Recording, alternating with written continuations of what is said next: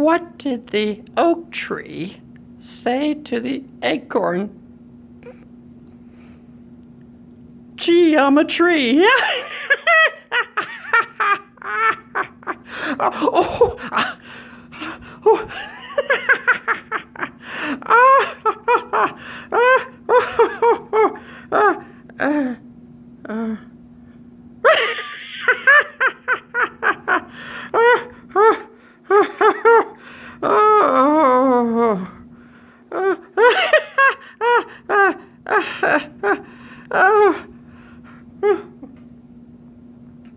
Sorry about that. And here's Mr. Peer with section 9.5.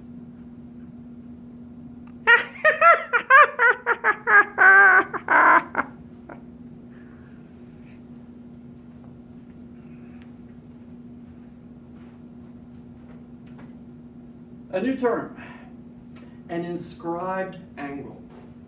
Very simply, an inscribed angle is made of two chords, and the vertex is on the circle. So angle 1 is an inscribed angle. That's about all there is to it. Now, another term here. We say that angle 1 here, this inscribed angle, angle 1, remember, to be an inscribed angle, to be written inside, inscribed. To be an inscribed angle, its vertex must be on the circle. All right? An inscribed angle, then, think of this as the arms of a football player reaching out to grab that ball, and we have an interception. This angle intercepts the yellow arc. It reaches out and grabs that yellow arc. So angle 1 intercepts the yellow arc. It's inscribed, by the way, it is inscribed in the red arc, but it intercepts the yellow arc. So again, angle 2 here. Angle 2 intercepts the major arc, the red one. So angle 2 intercepts the major arc, but it's inscribed in the minor white arc. Now, Theorem 9.7. We're going to develop Theorem 9.7, but it's easy. This should feel familiar. This came from an exercise in one of the assignments recently. Where was it? It was back on page 342 from section, whatever the section that was, from section 9.3. They were prepping you for this in that old assignment. We know what kind of triangle this is. Because again, remember, all radii of a circle are congruent. Therefore, this thing must be an isosceles triangle. Well, being an isosceles triangle tells us, oops, lost one there. Being an isosceles triangle tells us if this is x, then this angle must also be x, because the base angles of an isosceles triangle will be congruent. Now, remember that old theorem from a long time ago? Man, was it like chapter 4, maybe 5? I don't remember. That old theorem that said, if we have an exterior angle of a triangle, its measure will be equal to the sum of its remote, that's far away, remote interiors. So these two guys have to add up to this guy. Well, that means if these two guys are x and x, then this exterior angle here must be 2x. But then by definition, if this central angle is 2x, then the arc measure must also be 2x. Now watch this. There's the point. If we have a diameter and a chord, this angle measure will be half of the intercepted arc. Or one might say it the other way around, the intercepted arc will be twice the inscribed angle.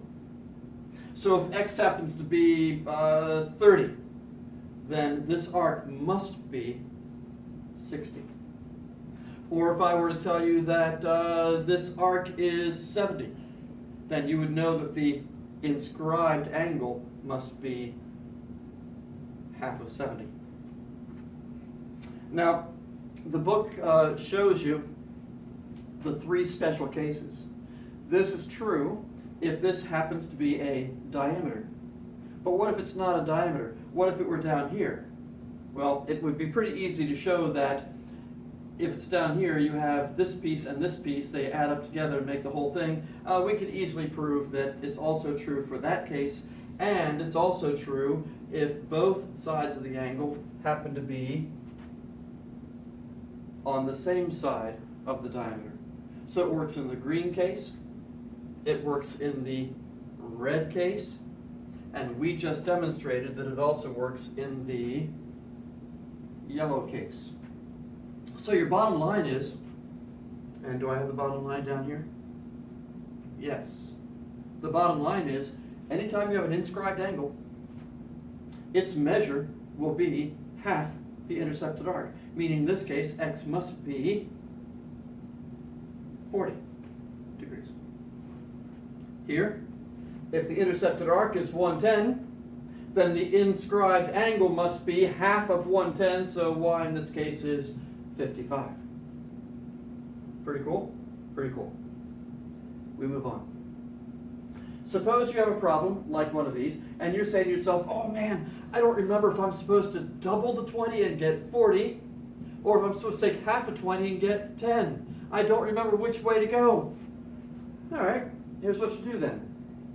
If you can't remember whether you're supposed to double it or take half, then think through an obvious example. Consider the example of a right angle inscribed in a circle. If that's 90 degrees, you've got two choices. You know the intercepted arc will be either twice 90 or half 90. Is it going to be 180 or is it going to be 45? Is that going to be 180 or is that going to be 45? Well, hey, come on. Does that look like a 45-degree arc to you? No, it's half a circle. It's got to be 180. It can't be 45. That's silly. It must be 180. So by thinking through this obvious example, you've answered your own question. What do you do to the angle measure to get the arc? You clearly have to double it, not take half. Taking half would make no sense. So you double it to get the intercepted arc. That's what you do if you can't remember whether you double it or take half. Make up your own simple and obvious example, and you will answer your own question. All right, let's try this out with this one. Oh, where shall we start? Where shall we start? Let's start with angle PTQ. This red guy right here. Ooh, we have an inscribed angle. Its measure, x, must be half the intercepted arc, so x, I think, is rather clearly 20, because the arc is 40, the inscribed angle, x, must be half of that. Well, how about y? Be careful. Y is not 100. Why not? Oh, well, because the 50-degree angle intercepts this arc, but of that arc, of arc PR, part of it is already given to us as being 40. So yes, what does arc PR have to be? If the angle is 50, then the intercepted arc has to be 100. But of that 100, 40 of it is sitting right there, so what's that leave for this piece? It's got to be 60. Done.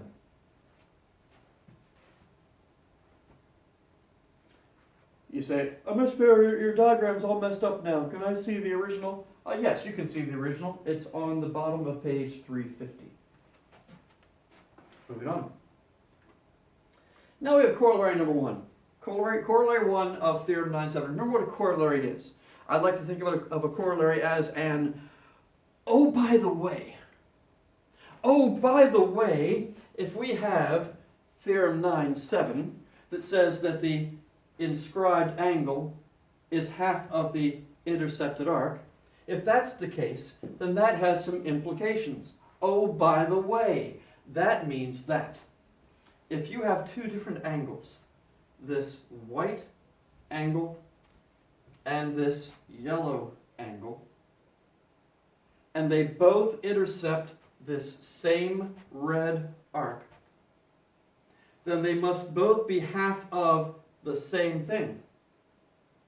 If they're both half of the same thing, then they must be equal to each other. So corollary 1 says, if two different angles, say the yellow one and the white one, if two different angles intercept the same arc, they must be congruent. That's all. So x has to equal y in this particular diagram. This angle, let's call it angle A, has to be congruent to angle B. Angle A congruent to angle B because their measures are equal. Let's move on. Corollary 2. Oh, by the way, if this theorem 9-7 thing is true, which of course it is, then we can say also that if you have an angle inscribed in a semicircle. How do we know that's a semicircle? Because here's the center of the circle. Actually, in the book's example, they simply tell you it's a semicircle, and you know the rule about that. What they say about the diagram becomes true. It is true. So they tell you in the book this is a semicircle. You know the angle, the arc measure of a semicircle. Semicircles all have the same measure, 180, half of a circle. Well, if this is 180, then of course this must be 180. And if this is 180, then the inscribed angle must be half of 180, so x has to be 90. So here's the cool thing. Corollary 2 says this. Oh, I thought I had that locked. Corollary 2 says this. It doesn't matter where I put an angle. If it intercepts a semicircle, it will be 90 degrees. No matter where I put it, it will be 90 degrees. No matter where I put it, it will be no matter where I put it, it will be 90. No matter where I put it, no matter where I put it, no matter where I put it. If it intercepts a semicircle, it will be 90 degrees because it has to be half of 180. Pretty cool. Okay, moving on. Corollary 3. All right, let's develop Corollary 3. Corollary 3 is a little bit trickier, but it's still based on Theorem 9-7. It's still an, oh, by the way, if Theorem 9-7 is true, then this must also be true.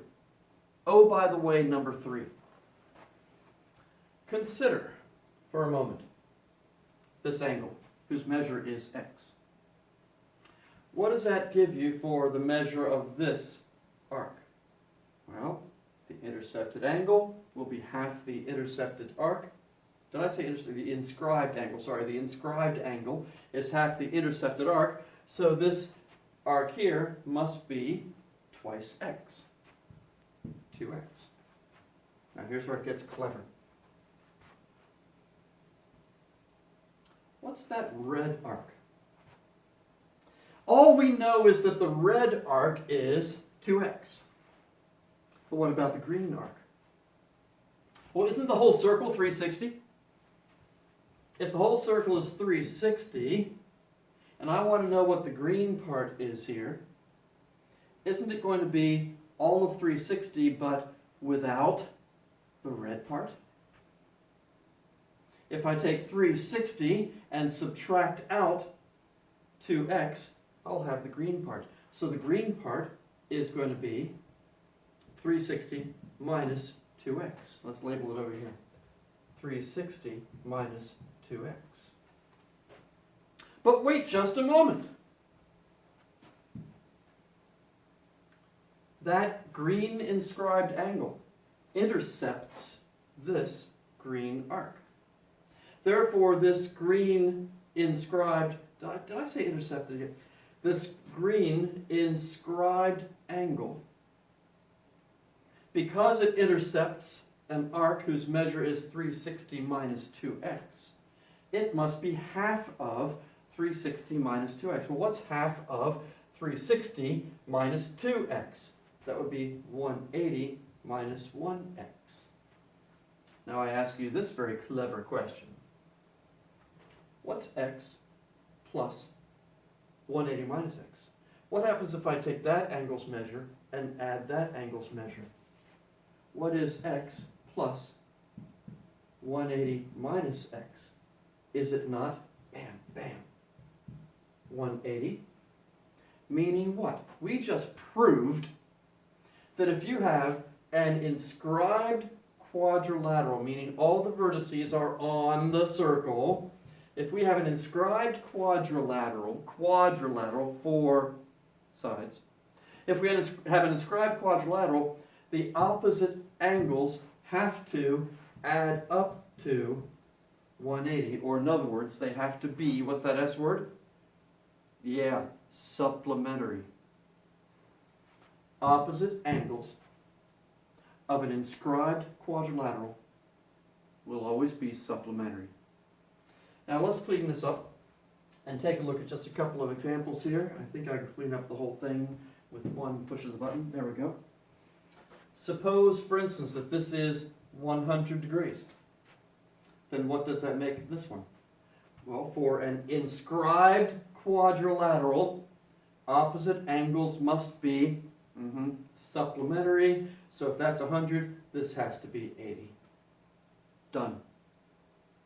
If this one were, say, 110, then the opposite angle has to be supplementary to it. That will be 70, because 110 plus 70 is 180. If we had, I don't know, make up one more example. I suppose this was 120. Then the opposite angle would have to be 60, so they are supplementary. They add up to 180. And if this were, say, 80, then opposite that, this would have to be 100. Oh, by the way, if all I know is these two, does that tell me what these will be? No, it doesn't. I know they must add up to 180, but I have no idea whether it's 180 or 110 and 70 or 90 and 90. I have no way of knowing. I know they're supplementary, but that's all I know. If I'm simply given, say, that. 120, 60. But Mr. Beer, in an old chapter we saw that these have to be supplementary. No. That's only if it's a parallelogram. No one said this was a parallelogram. Now, if it were a parallelogram, yes. The consecutive angles would be supplementary. But no one said this was a parallelogram, and it sure doesn't look like one. Of course, I know. Looks don't count. But still. If I were going to draw a parallelogram, I'd make it look better than that. All right. Next. Is there something else down here? No, there isn't. Next screen. Examples. Let's find x, y, and z. All right, where shall we start? Let's start with x. By the way, generally speaking, in this particular book, if they ask you for x, y, and z, you're usually best off if you find them in alphabetical order. In fact, in this case, finding x is the easiest. Why is that? Consider this green inscribed angle, whose measure is 40. And then consider this red inscribed angle, whose measure is unknown. Don't the green angles and the red angles both intercept the same arc? Therefore, they're both half of the same thing. Therefore, they must be congruent, so x has to be 40.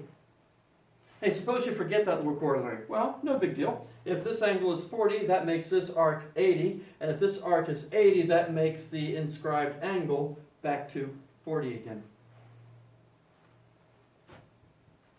40 and 40 intercept an 80-degree arc. All right, let's do y. Oh, how are we going to get y? How are we going to get y? Oh, by the way, did they give us, I don't have it marked here, did they give us a diameter?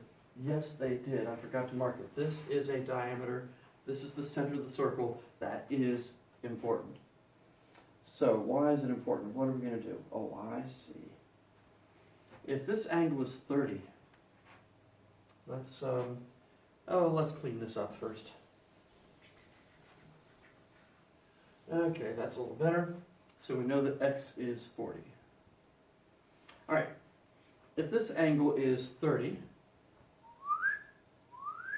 and that's a diameter, of course we know that the intercepted arc here has to be twice 30, so this arc has to be 60. But wait just a moment, because this is the center of the circle, this entire arc here, being a semicircle, has to add up to 180. So if that's 60, that makes this guy 120. And if that guy is 120, I was thinking the y was only this. Nope. Look again, Mr. Peer. Y is the whole, oh, that's too easy. Y is the whole thing. I was barking up the wrong tree, as they say. Nothing wrong with what I was about to find, but I was looking for only this angle. What would that be? Well, if this arc is 120, then this angle would have to be 60. But that wasn't the question. The question was actually easier than that. The question was, and let's clean it up again now that I know what I'm actually supposed to be looking for. Okay, is that clean enough? Yes. Almost. There we go. This is a diameter. This is a semicircle, therefore. The angle whose measure is y is inscribed in the semicircle. Therefore, we have a theorem that says that y has to be, actually it's corollary, says the y has to be 90. It has to be half of the intercepted arc. The intercepted arc is 180, y has to be 90. Now let's get z. Z is, let's clean it up once again, and let's go ahead and mark what we do know in case it helps. Sometimes it does, sometimes it doesn't. So we have x is 40, and we have y is 90. Oh, of course. What do we know about the angle whose measure is z? By the way, notice my language there. I don't call this angle z. Well, sometimes I accidentally do. But that's not called angle z. That's the angle whose measure is z, but it's not called angle z. There. Now it's called angle A. And angle A's measure is z. There is no angle z in this diagram. There is an angle whose measure is z. Well, this red angle whose measure is z has to be supplementary to this angle over here. Because we have ourselves an inscribed quadrilateral. Yes, all the vertices are on the circle, so it is an inscribed quadrilateral, and the opposite angles have to be supplementary. So if this is what? 40 plus 30. Remember the old from chapter 1, I think? Angle addition postulate. 40 plus 30. If this is 70, then this has to be 110, because opposite angles of an inscribed quadrilateral must be supplementary. We've got ourselves a 110-degree angle over there. On my tests, I don't like to have convoluted diagrams. I don't like to have diagrams that have too many concepts all built into one. On my tests, as you probably have figured out by now, I like to stick with one concept at a time on my diagrams in my tests. So you wouldn't have to wade through all this extra stuff here. Theorem 9.8, the last theorem of the section. Theorem 9.8 says this. Well, we already know if this angle has a measure of x, then this intercepted arc has a measure of, a measure of 2x, right? But here's the question. Suppose I pull that out like this. If this angle is x, will this arc still be 2x? Well, of course it will be. What if I grab this and pull it down here? If this angle is, oops, didn't mean to move that. If this angle is x, will this arc still be 2x? Well, of course it will be. What if I pull this down here?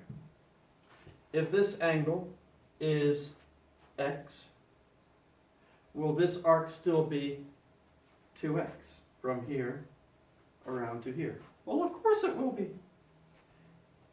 Yes, I'm leading somewhere. What if it were down here like this?